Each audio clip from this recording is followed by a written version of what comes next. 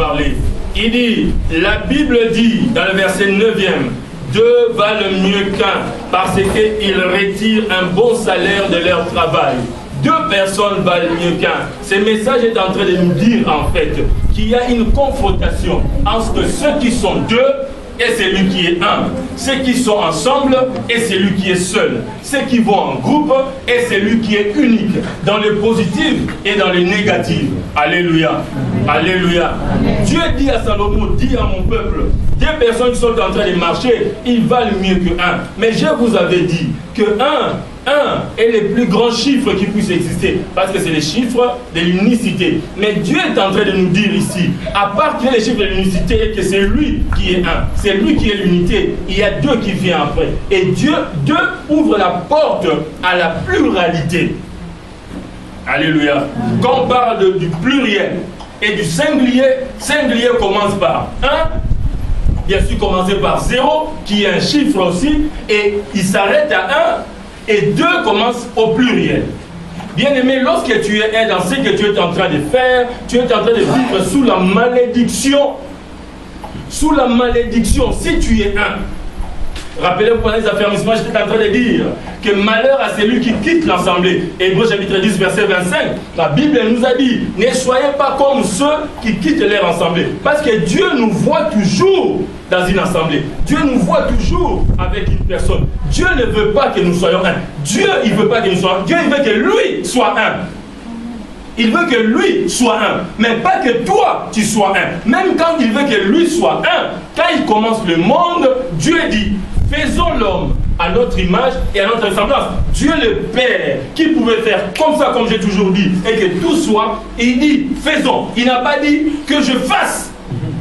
Parce qu'il est un. Mais il dit, je vais vous donner, ceux qui vont venir par la création, je vais leur donner une leçon. Que être un ne vaut rien par rapport à celui qui se sent à côté de l'autre.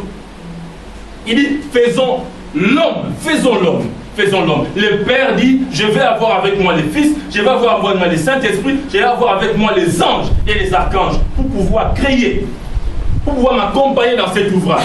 Alléluia. Amen. Tu ne seras pas aussi béni si tu ne te rejoins pas à un groupe, si tu ne te rassembles pas à quelqu'un. Il dit, faisons l'homme à notre image et à notre ressemblance. Qu'il soit pas comme moi, qu'il soit comme nous. Nous, le Père, les Fils et le Saint-Esprit. Je vais faire une parenthèse rapidement et revenir à mon message ce soir pour te dire, je ne parlerai pas cette semaine du bien d'avoir quelqu'un, mais d'une négativité parce que nous sommes à la quarantaine. Et rappelez-vous, nous ne venons pas à la quarantaine pour pouvoir chercher le mariage, mais nous venons à la quarantaine pour savoir pourquoi on ne se marie pas. Nous ne venons pas à la quarantaine pour chercher le voyage, mais pour savoir pourquoi on ne voyage pas. Nous ne venons pas à la quarantaine pour chercher le travail, mais pour savoir pourquoi on ne travaille pas. C'est ça un véritable homme spirituel. Il cherche le pourquoi de ce qu'il est en train de vouloir avoir qui n'arrive pas. Rappelez-vous, j'ai dit que le royaume des cieux, c'est vouloir égale avoir. Si tu ne sais pas vouloir, vous savez, Adam, lorsqu'on l'a créé avec Ève, et même ceux qui sont venus après, la force qu'ils avaient, la divinité à eux, c'était de s'asseoir et de vouloir. Et quand ils voulaient, ils savaient. C'est ce qu'on appelle la foi. Dans un autre terme. Alléluia. Un chrétien, c'est celui qui peut vouloir et avoir. Ce n'est pas celui qui peut vouloir et chercher à ce qu'on lui donne. Chercher à ce qu'on lui fasse traverser. Chercher à ce qu'on lui transporte. Non. Il veut vouloir et cela arrive. Alléluia. C'est ça le message de cette semaine. Tu t'es réuni avec qui? Pour avoir quoi? Vous savez, beaucoup des échecs que nous avons rencontrés dans ce monde, c'est parce qu'on a fait un mauvais choix. Avec qui être? Dans quelle équipe se trouver, avec qui habiter, avec qui travailler, avec qui faire le mariage, avec qui faire le fiançailles, avec qui s'asseoir. Bien-aimé, si tu veux réussir, commence par te poser la question avec qui je serai. Amen. Parce que tu seras toujours. Personne ne peut être un homme sans être avec un autre. Personne. Même notre grand-père Adam, lorsque Dieu l'a créé, un être merveilleux.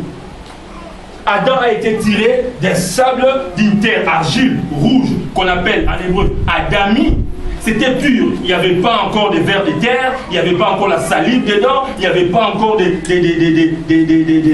destructeurs, il n'y avait pas encore les poisons, il n'y avait pas encore les rongeurs, c'était pur. Dieu a pris cette terre, il a mis la forme, il a soufflé dedans, il s'est mis lui-même dans Adam. Mais quand l'homme Adam a commencé à vivre, Dieu a dit, et vous connaissez beaucoup les saints, surtout les célibataires les saints, il a dit quelque chose. Et ça c'est un des versets spéciaux des célibataires. Après la création, Dieu s'est mis, il est en train de regarder cet homme qu'il a créé à son image et à sa ressemblance, en train de